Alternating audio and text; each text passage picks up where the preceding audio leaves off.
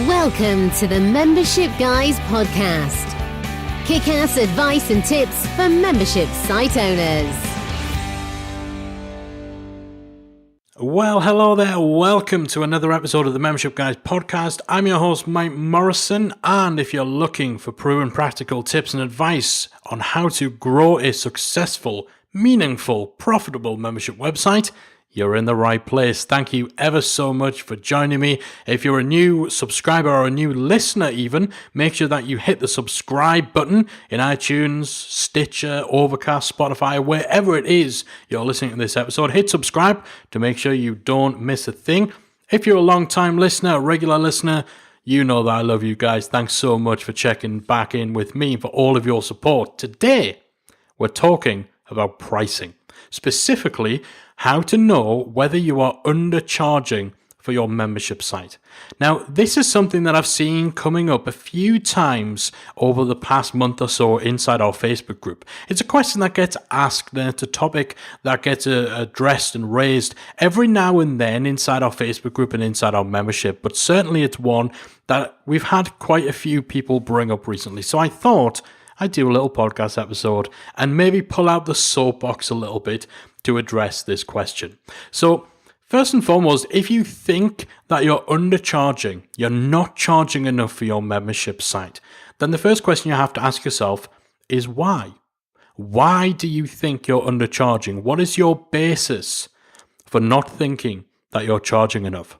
Now, we've talked before about how to decide your price for a membership site, and you'll know if you've listened to that episode or if you followed along with our training material that pricing itself doesn't always make sense. It's not an exact science where you punch some numbers in and it spits out the perfect price. There's a lot of subconscious elements. There's a lot that comes down to perception and positioning and all of that sort of stuff. So there really is no one-size-fits-all approach to pricing. However, there is definitely a typical or a common price range for a membership site. So first and foremost, if we want to look at whether or not you are undercharging for your membership, we need to think about what that typical price range for most memberships tends to be. Now, there are a whole range of different factors that make up the decision-making behind your pricing, and we're going to talk about some of those later. But as a rule of thumb, memberships that serve a business-to-business market typically fall between $30 and $60 a month. B2C, so business-to-customer memberships, so typically these are kind of based around hobbies and stuff like that, they usually fall on the lower end. They tend to come in at around about $15 to $40 a month at most. So if you fall at the lower end of those ranges, so if you have a B2B membership and it's $25 to $30 a month, or if you have a B2C that's coming in at around about 10 to 15, then, maybe you do have a good case for thinking, or at least being curious about whether or not you're undercharging for your membership. A big part of that does come down to what you're actually providing inside your membership, and we're going to come back to that too. However, what prompted this episode is that we've seen quite a few people who sit at the mid to top end of those ranges. So they're round about the $50, maybe $60 a month mark. And they're worried that they are drastically undercharging. They're not thinking, should I be charging $10 a month more? They're thinking, should I be charging hundreds or even thousands of dollars per month for my membership site? So again, if you're generally coming in at the low end of a typical price range of membership, then sure, you've probably got a good case for thinking you may be undercharging. And that's something where I'd encourage you to perhaps even do some split testing on your pricing. So over the space of a month, maybe you have two versions of your sales page, one priced at $10 a month, one priced at $15, and you use a tool like Google Experiments to split your traffic and see which of those works best. It's always worth testing this stuff out. But for this episode, I really want to zero in on that mindset where you're already at kind of the top end of a typical price range and you're thinking this still is not enough. So I want to break down some of the common reasons, the common explanations we see from people for that sort of mindset, why they think they may be undercharging for their membership site when in the grand scheme of things, by comparison, they're already at that kind of top end of what you'd expect to pay. So one of the more common things that we see is people saying, well, If this were a course, it would cost $2,000. And so I want to charge $200 a month for my ongoing membership. Now, the problem with this is you're comparing apples to oranges. A course is not a membership site. If you want to get technical and purely in terms of semantics, technically a course is a type of membership site on a technical basis. But the context in which people talk about courses and membership sites in this sort of space, with a course, they usually mean it's one big, epic educational piece. So maybe it's anywhere from 5 hours to 20 hours of recorded content that dives deep on a very specific topic. When you buy it, it's all there. It's a finished product. It's got a defined outcome. It's split into modules and this, that, and the other. Versus a membership site where the expectation is there's going to be less premium content. You don't have that huge, epic central piece of content. It's an ongoing, evolving thing. And you pay that monthly recurring fee for it. So these are two very different products in terms of what's actually being provided in terms of expectations and this, that, and the other. One of the biggest problems that people make when it comes to this sort of comparison, if I was teaching this as a course, I charge thousands, so my membership should at least be hundreds, is that they forget that with a course, usually it's a one-time fee. You pay your $2,000 for the course and that's it. It's lifetime access. It's one big drop of cash at the beginning. And that's it. Whereas with a membership site, the expectation is that someone's going to be a member for months or even years on an ongoing basis. And so while, yes, you may only be getting $50 per month, you're planning or you're building a model that is designed to get people to pay you that $50 for 12 months, 24 months, 36 months.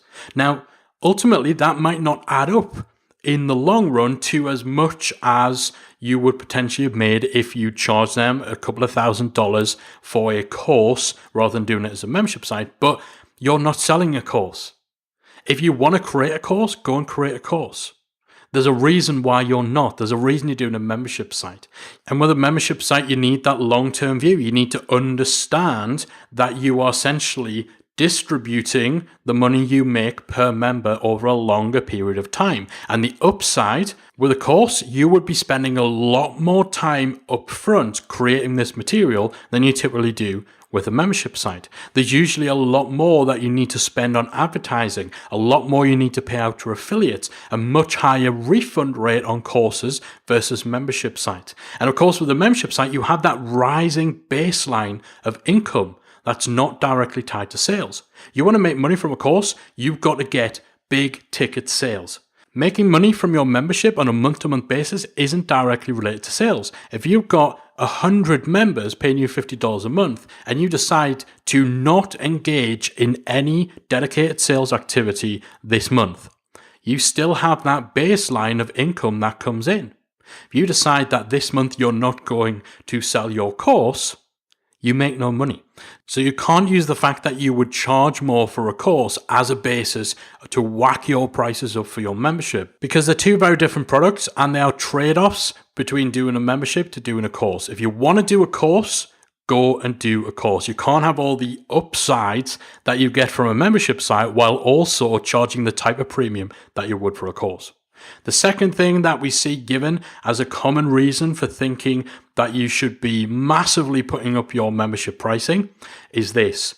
I would normally charge X dollars per hour for consultancy. So my time is worth this amount, and therefore, if I'm going to be spending X amount of time per week answering questions in a forum or creating content, then I should be charging X amount to my members based on my hourly rate. It simply doesn't work like that. The deal that you make when you adopt a one-to-many strategy is that when you're serving more people, rather than giving one person dedicated, focused time for the entirety of them engaging you, the distribution of your output in terms of attention, in terms of how many people are on the receiving end of your content and this, that, and the other, that distribution of your output is balanced by a wider distribution of their financial input. So just because you would charge someone $250 to sit down one-on-one with them for an hour doesn't mean you can justify charging $250 per month to each and every member of your membership site. It just doesn't work like that. It just doesn't add up. You need to get out of that mindset of thinking, well, this is how much I'm worth, so absolutely any individual person who engages with me needs to pay me what I am worth. You are distributing your output over a wider net of people, and the trade-off for that is that they pay a bit less than they would if they were getting more direct access to you, more facilitation and all of that sort of stuff. You can't, once again, compare apples to oranges as your reason for majorly hiking up your membership price. You'll also find that you have a lower cost of customer acquisition when it comes to members versus consultancy or coaching clients. So again, that's something you really need to figure in. Next up, this is one that we see quite often. My business coach / friend / mentor / mastermind buddy / babysitter's dog groomer told me that I need to charge more money, that I need to double it, that I need to 10x my membership. All right, like most advice, obviously excluding this advice, right? Like most advice, it's usually not worth the paper it's printed on or the breath it took to express it. Often people making these sort of pithy suggestions don't run and have never run a membership before. So they're making that oranges to apples mistake on your behalf. They're thinking, well, I charge this amount for my coaching clients. I charge this amount for my small group program. So you should be charging more for your membership. It's also very easy advice to give. It's advice that makes you as the giver seem ballsy, seem brave, seem like this really on the edge entrepreneurial mind to say, you know what, man, you're undercharging. Charge what you're worth. Charge what you're worth, just double it. In some cases, that advice rings true. Certainly when it comes to consultancy, when it comes to one-on-one services. But with memberships, it's easier said than done. With digital products in general, it's easier said than done. It is very easy to give that as blanket advice, but unless that advice is coming from someone who's actually run a membership site and someone who understands the implication of that advice, then it's usually baseless because that person has no understanding of the model. Now, obviously, that's based on advice coming from business coaches, mentors. However, sometimes you'll hear that from your members as well. You'll have members who actually say, you know what, this website is so great, you could easily be charging more for it. If you're hearing that, please don't read too much into it. Basically, it's akin to people saying, this is such great value, rather than, please charge me and other people double. Finally, and this is a one that, again, we see quite often, we only want people who are willing to invest big. Because if people aren't paying a premium for my membership, they won't value it and they won't take action because they have no skin in the game. Now, a case could be made for this sort of reasoning if you're at the really bargain basement, low priced end of things, where actually, you know what, if someone's only paying $5 a month for a membership site, chances are they're not going to value it because it's not such a high figure that it actually registers for them on a month-to-month basis that they're still a member. And it's more a case of people being likely to forget about it or feel no financial incentive to spend any time or brainpower on it. It's more likely to be that than them simply not valuing it, not feeling that it's worthwhile, it's not worth your time. But in most cases, this line of reasoning, particularly the part about people not taking action unless they're investing big, you need to understand that it takes more than just money to have skin in the game. If you can't get somebody to buy into what you're teaching, and if you can't compel them to take action inside your membership, that's your shortcoming. It's not because they haven't given you enough money.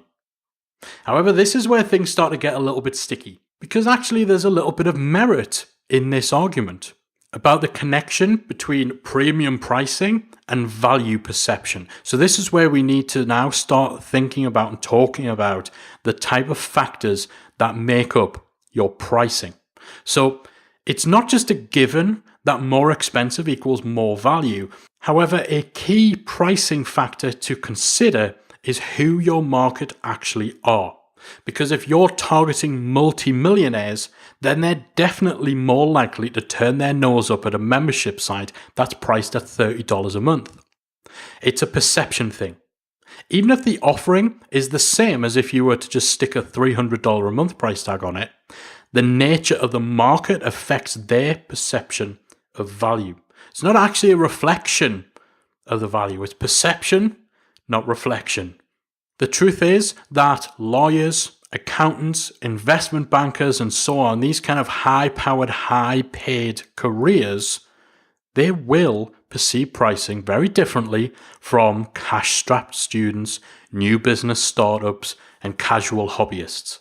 So that's definitely a factor to consider. If you know that you have a target audience who will negatively judge a low-price product, or even negatively judge a product that otherwise in any other market would be deemed reasonable or even slightly expensive. If you know that your market are going to look at that and think, wow, that's like way too cheap, there's no way these guys can satisfy what we need, then that can certainly be a good reason to charge more than is standard. So that's definitely something to take into consideration. You want to think about some of the other pricing factors too. Exclusivity is a big one. If your membership is deliberately small, you only accept a certain amount of people into it, that exclusivity justifies a premium. Competition is another factor. If you're the only person in a market capable of solving a particular problem through your membership, that commands a premium. But it also is an area in which your potential for pricing your product is going to be directly affected by what other people are pricing.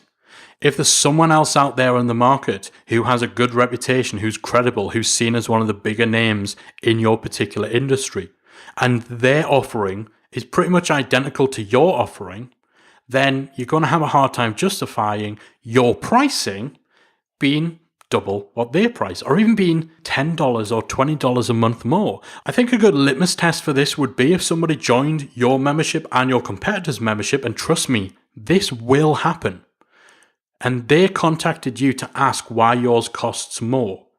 Could you actually give an answer?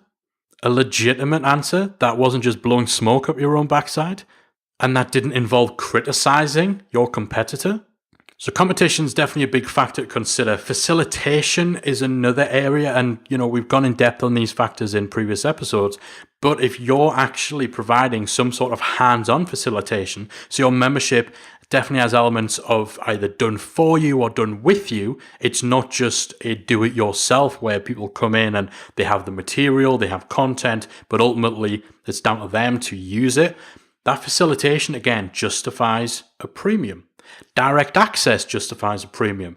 Again, we mentioned before the one-to-many model where your output is distributed across a wider amount of people. Actually, if your membership has channels to turn that one-to-many into one-to-one, then again, there's justification for a premium. Final pricing factor that again will give you a good reason for perhaps charging more than people may expect is the value of the result that you provide.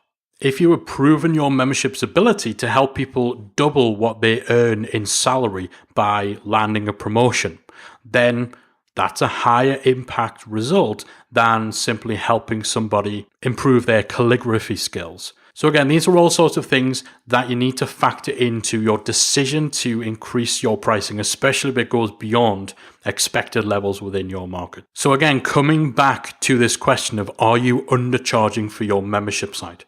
When you think of those factors, market profile, exclusivity, competition, facilitation, direct access, and value of result, do you feel, based on those elements, that you have a compelling reason to charge significantly more than the general ranges that I gave as a rule of thumb at the top of this episode?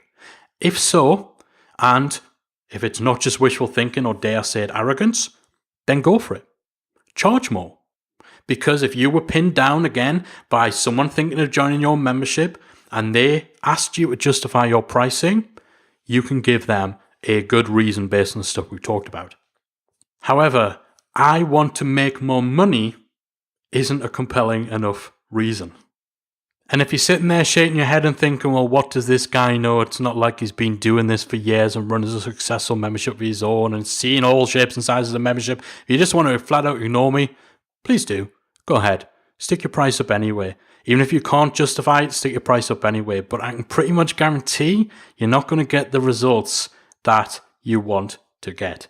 Quite often this mentality about I need to charge like significant amount, I need to be charging hundreds per month to make it worth my while. It's usually indicative of one of three things. First, a lack of confidence. A lack of confidence to really make the one-to-many model work. The whole basis for a membership site is that it is a lower ticket product, but that is balanced out by having a larger number of paying customers. So it all adds up to actually being a significant income that also gives you that rising baseline on a month-to-month basis where your revenue and your income isn't directly tied to sales. But of course, one-to-many involves you actually attracting the many. So quite often this desire to massively inflate pricing is down to a lack of confidence in the ability to really get the most from that one-to-many approach. Second thing we see driving this is just a lack of understanding of the membership model. Some people just cannot wrap their head around the fact that a membership cannot be compared to a course, cannot be compared to coaching, cannot be compared to one-on-one services. They just don't get it.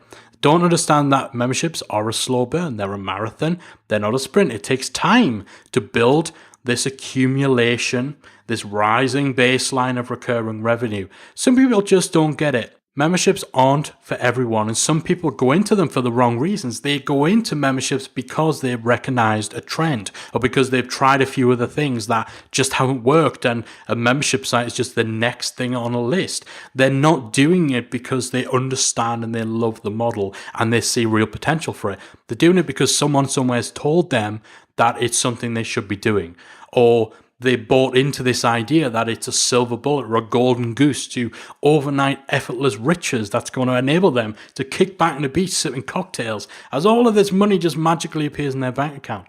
That isn't happening.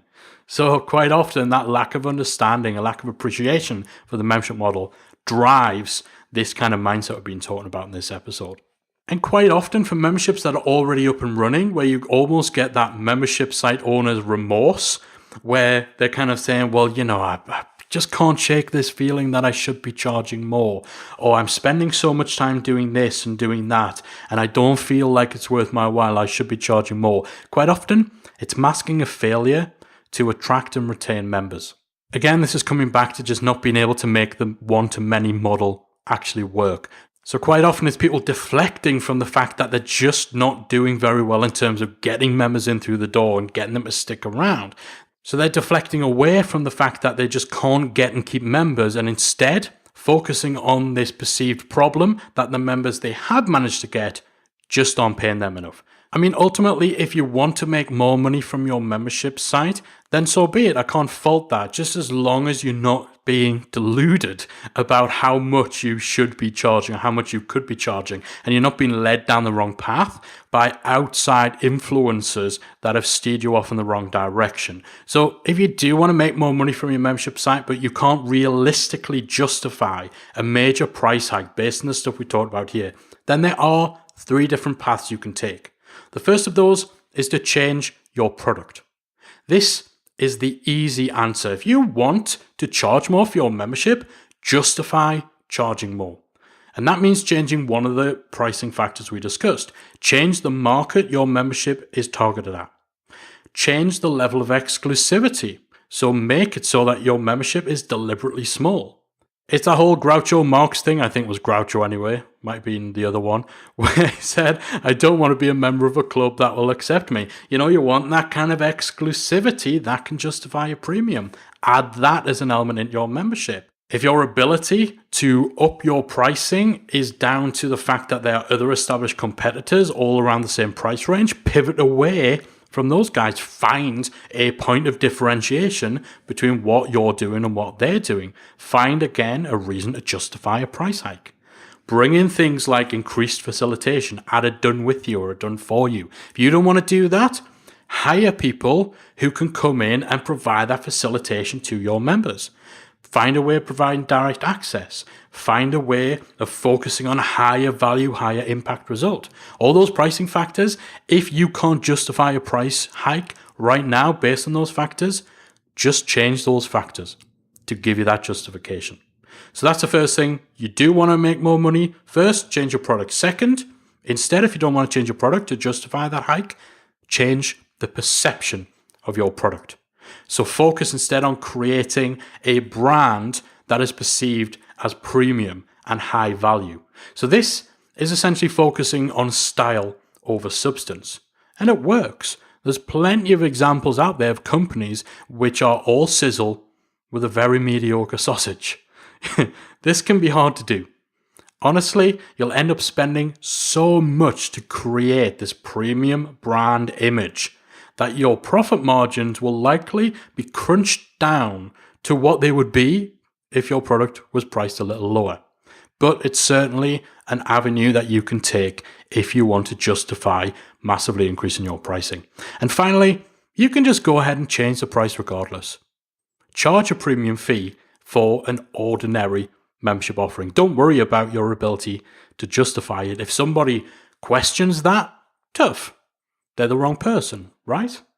Just understand that if you do this, you're going to have to market your butt off because a far lower percentage of your audience are going to convert. You're going to have a much harder time positioning and promoting your product with that hefty price tag. And you'll naturally end up with a smaller membership. And this is why we say, if you're going to box yourself into a corner where you're only going to attract a very small number of people just because you have an off-putting price tag, embrace that. Make the small size of your membership a feature.